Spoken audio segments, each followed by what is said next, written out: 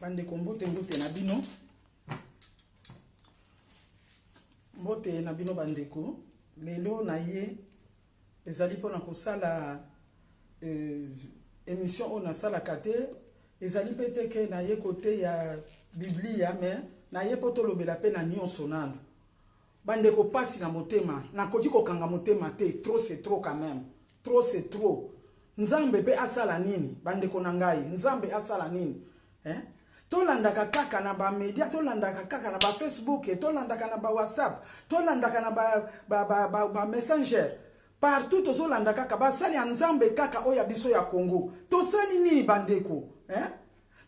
toloba te ekomi siko likambo ya masque déjà na landa mama moko alobela ngo abino kola siko bakozongisa église masque siko nde bato bando sambela pona masque na gel lelo komi ba pasteur baso sambela pona masque ba pasteur baso sambela pona gel po batekela batu ata bino moko to sala nini ata to lingi koloba te okoloba kaka bandeko mboka nini oyo peuple nini oyo eloba nango boke etu bandeko na ngai to za banani finalement soki batu balobi o balobaka soki batu bafingi o bafingaka lelo na yebi ke bele bakolobelanga mabe boloba na bino nazo loba oyo bible ezoloba na biso totika moyibi tika moyibi tika escroquerie nzamba za nesengo nango te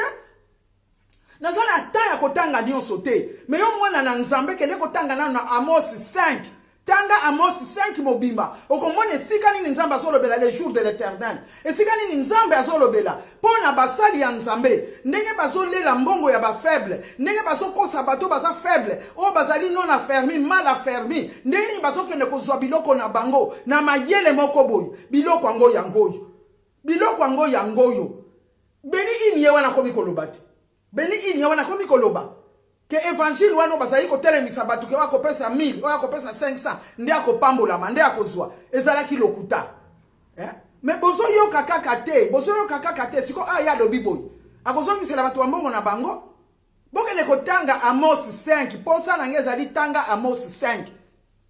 na yo mosali ya nzambe soko yebaka tekeza mabe na yo mondimi okende ke église oyo wana soko yebaka teke mabe ezali kuna kende kotanga na Amos 5 tokeba nzamba alobi azosepela na ye na bassemblée na bisote azosepela na ba pèlerinage pamba tozo sala te azosepela pe na ba offrande tozo pesa te quelque soit minene nango po offrande ngo ezo uta na motema te yo zo pesa ngo po ba mona yo ke yondo pesa yo pesa ngo po pasteur mona ke yonde muto pesa metanga na Amos 5 alobi nini abiko lukanga ina Betel te ko lukanga na Gilgal te Betel ezali bisiko bato bazo kondo lukanga nzambe na ba Gilgal wana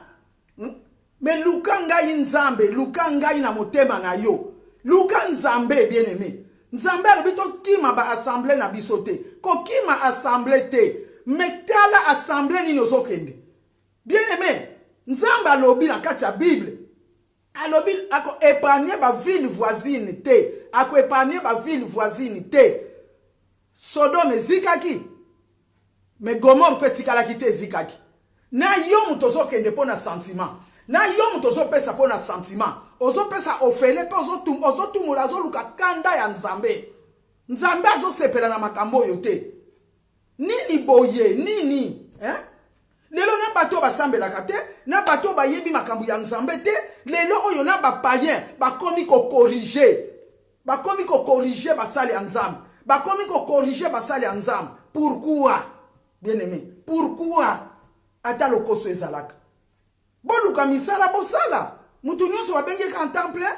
même so babengi yo à temps plein mais soki nzambe akotouche bato wana bakopesa yo bakoboya kopesa te Bible elobi topesa ba offrande Bible ezoloba topesa ba dîme c'est vrai mais tokende na dîme ya liboso ezali oyo Abraham akendeki kopesa Melchisedek asengaki ye te Abraham nde mutu akendeki kopesa ye totika nanu mutu apesa na motema na ye moko ayebi ke ifo na pesa nzambe apekisi yango te nzambe asengi yango po libérer peuple bana Israël oyo bazalaki na Egypte alobaki nani Pharaon a libéré bana na ye po bakende kokumisa pe bakende ko offrir ye tozo mona ngo na mikanda ya nzambe eke ba levite pe mama moko batika ki misala nyonso po bazalaki kofuta mate babandaki kozwa eloko te wana eza na kati ya Biblia na eko tangelo nyonso te lelo bandeko okendeke église tanga ka pe bible te vérifier ka pe te nini kaka boye bible lobi mon peuple périt par manque de connaissance mais congolais azokufa pour un manque de connaissance te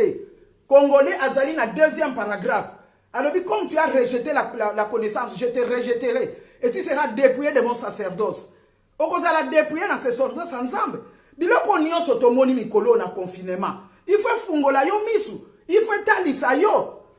ke nini ezoleka na mokili boningi nzambe alobela ndenge nini si o eza langage ya nzambe nzamba utiliser langage moko na confinement a utiliser langage wana otala mabe na malamu oyebe siko kendekende siko kokende siko kojiko kende te bandeko na ngai Yesu abotamaki na sika mukete Yesu abotamaki na ene sika mukete ne ko botama na temple ya munene te abesika mibale misato sangani yazali wana ezala ba pasteur mususu bazokelela na kati ya mboka Kongo wana poazo ata mutu aya kosambela batu bakoya te mi enseignement ya malamu efandi wana boko kende kake sika nini eyebani nzoka ndi eyebani wana pe mutu ezosala bino pe makambo ma miracle biso tolobaka te me ngai na ministère nzamba apesi ngai apesa ngai na baba baloba bakiste ba fibrome limwa na mabumwa batu bapola misopo ezonga batu bazo ba cancer esila eze bele ya makambo basala ba entreprise bafungola biloko bazala ba commerce bazanga bozui bazanga misala eske batu wana bapesa ki combien est-ce que batona ba telemisaki bango pa bapesa bambongo ke telema pesa otapo nzamba pambola yo boni ko sambwisa nzambe boy boni ko sambwisa pe ba pasteur mususu boy na makamu na bino wana bosana ngo bino pe batu bozolanda bango les villes voisines bino pe bokozala épargné te po nzamba talisi bino me bino boligi kaka otala kaka na kende te ndengeni na ngaka pasteur wana mingi non eza malamu te botika biloko wana video na sali lelo ezali kaka pona bongo nzamba pambola biso